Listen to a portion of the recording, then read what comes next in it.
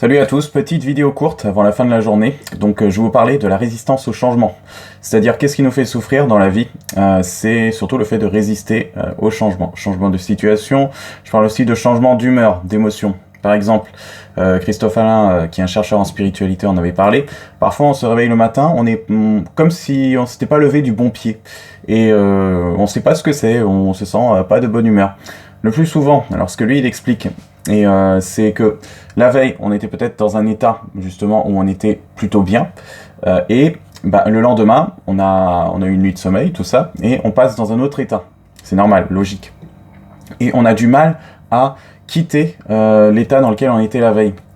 On s'y est attaché, c'est normal. On s'attache au bonheur, on s'attache aux bonnes choses.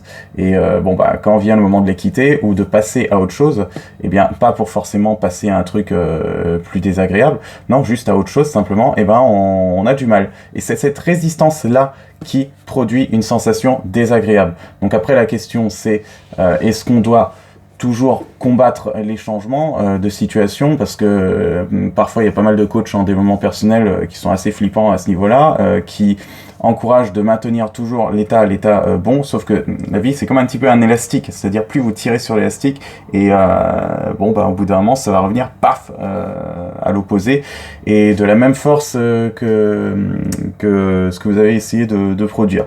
Bon, d'ailleurs il y avait un homme qui disait il n'y a rien de permanent ni même nos problèmes. Voilà, donc c'est encourageant quelque part, ça veut dire qu'on changera toujours d'état. Et Bouddha disait qu'il n'y a rien de plus permanent que le changement.